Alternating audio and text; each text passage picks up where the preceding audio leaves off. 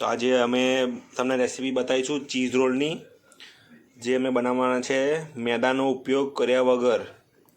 હવે એની માટે અમે લીધું છે 500 ગ્રામ ચીઝ અમૂલનું, પછી આ ઓરેગાનો છે, ચીલી ફ્લેક્સ, પછી આ લીલું મરચું છે પીસેલું, અને 500 ગ્રામ મકાઈ છે બોઇલ કરેલા, અને સ્વાદ પ્રમાણે આપણે મીઠું નાખવાનું છે. અને બટાકા પહેલાં બોઇલ કરી લઈશું આપણે, પછી આગળની રેસીપી તમને બતાવીએ.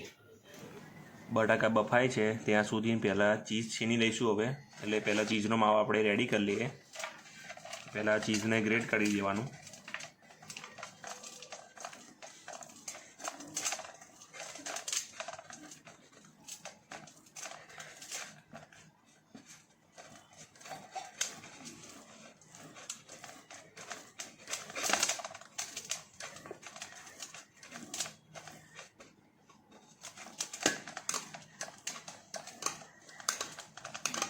હવે ચીઝ આપણું ગ્રેટ થઈને રેડી છે, એટલે સૌથી પહેલાં એમાં નાખીશું આપણે આ બોઇલ મકાઈ 500 ગ્રામ.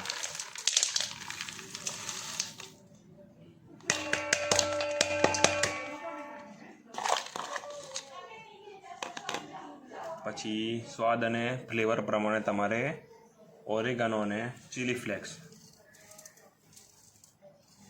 આમાં કોઈ પણ જાતના આપણે સોસ એડ નથી કરવાના.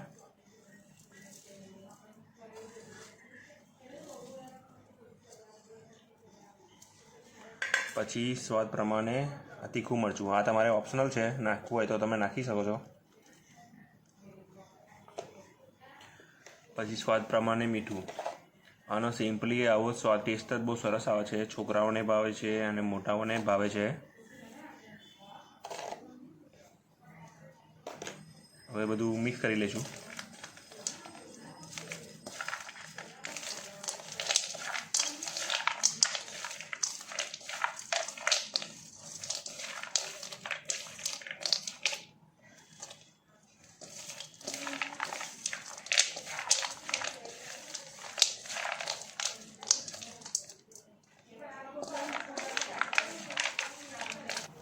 હવે માવો બનીને અમારો રેડી છે મિક્સ થઈને.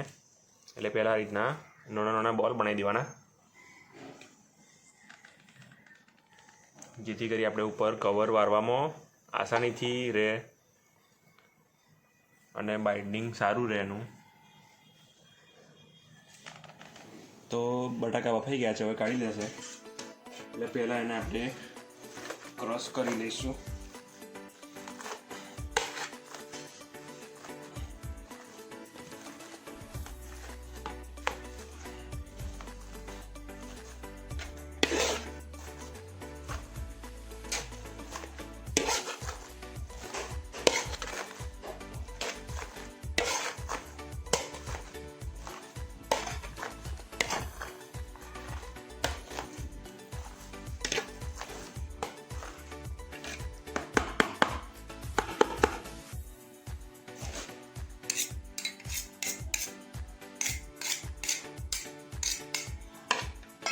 ક્રશ કરી લીધા છે.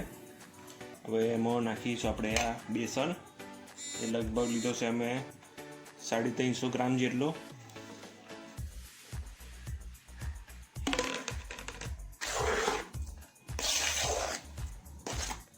પછી ગરમ ગરમમાં મિક્સ કરી દેવાનું, જેથી બરાબર એનું બાઇન્ડિંગ રહે.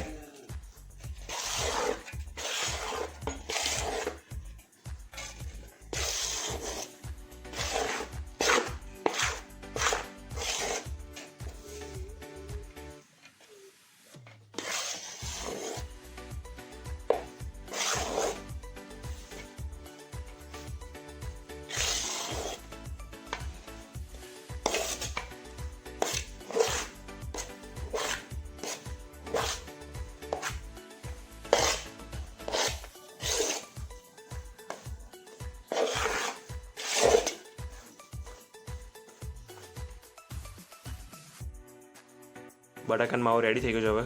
હવે ગરમ ગરમ એને આવી રીતના ગુલ્લા કરીને અંદર ચીઝનું ટોપિંગ ભરીને એને આકાર આપી દેવાનો, રાઉન્ડ અથવા લંબગોળ. તમને અરે મેદાના જોવા હોય, ઇન્સ્ટન્ટ બનાવવા હોય તમારે, તો એ તમને રેસીપી બતાવી દઉં છું. આ બટાકાના છે, જે તમે એને હાફ ફ્રાય કરીને ફ્રોઝન પણ કરી શકો છો.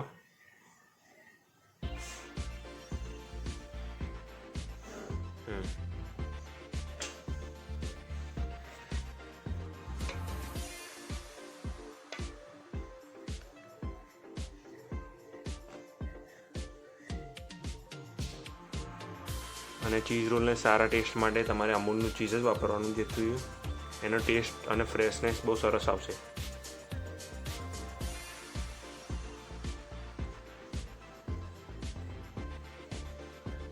જો આ રીતના વાળી દેવાના. જો આ બટાકાના છે. હું તમને બ્રેડના બતાવી દઉં. મેદાના તમારે બ્રેડના બનાવવા હોય ઉપરનું કવર બ્રેડનું, તો ઇન્સ્ટન્ટ એ તમને બતાવી દઈએ. લઈ લીધી છે, બ્રેડ લઈ લીધી છે. એટલે પહેલાં એને આ રીતના વણી લેવાની, પાતળી કરી દેવાની એકદમ.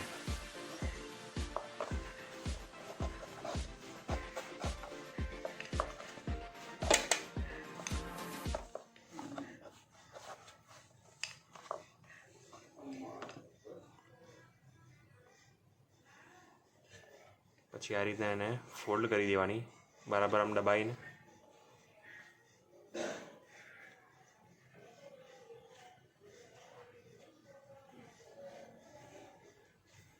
ગોળ રાઉન્ડનો આકાર આપી દેવાનો. એટલે આ રીતના બોલ બની જશે. અને પછી ફ્રાય કરશો એટલે ક્રિસ્પી થોડાક બનશે. પણ આ ઇન્સ્ટન્ટ વસ્તુ છે. ઇન્સ્ટન્ટ બનાવવી હોય તમારે તો આ રીતના ઇન્સ્ટન્ટ બની શકે છે. હવે બનીને રેડી થઈ ગયા છે. હવે એને પહેલાં હાફ ફ્રાય કરી લઈશું. જો પહેલાં આ રીતના હાફ ફ્રાય કરીને કાઢી લઈશું. હાફ ફ્રાય થઈને રેડી છે.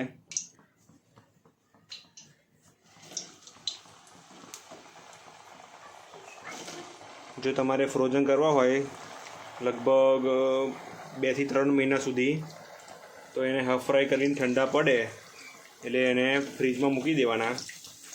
એવું કશું નહીં કે પેક કરીને ગમે તે આમાં આવી રીતના ખુલ્લા મૂકી દો તોય ચાલે ફ્રીઝરમાં, અથવા તમે બેગ ડબ્બામાં પણ પેક કરીને મૂકી શકો છો.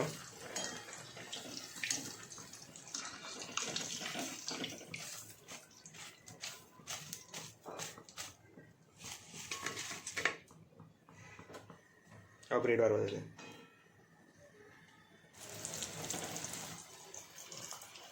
હવે આ બ્રેડવાળા મૂક્યા છે આપણે, જે બ્રેડના વારે આપણે રોલ વાર્યા હતા એ બોલ્સ.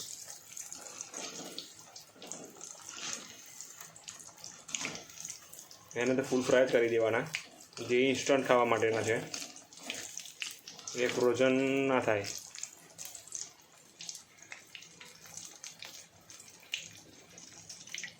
આપણા બ્રેડવાળા તરીને રેડી છે. ફૂલ ફ્રાય એકદમ ક્રિસ્પી બને છે.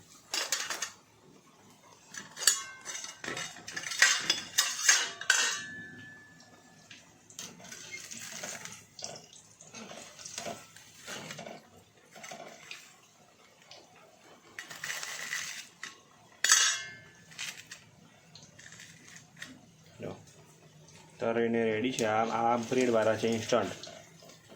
અને બટાકાનો તો હાફ ફ્રાય કરીને તમારે થોડીક વાર માટે કાઢી લેવાના ઠંડા પડે ત્યાં સુધી. ત્યાર પછી આપણે એને ફૂલ ફ્રાય ત્યાર પછી કરવાના.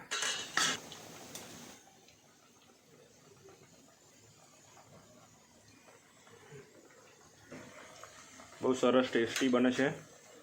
તમે એને એન્જોય કરી શકો છો સોસ સાથે, અથવા તમારી ઘરે બનાવેલી કોઈ પણ જાતની ચટણી હોય એની સાથે.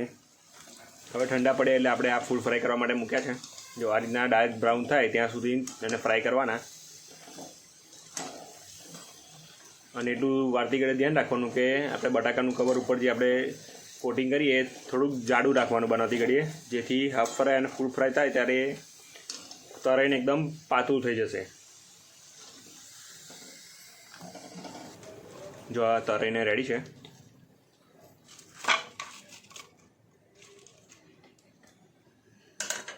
સરસ એકદમ ક્રિસ્પી બન્યા છે. જો થોડે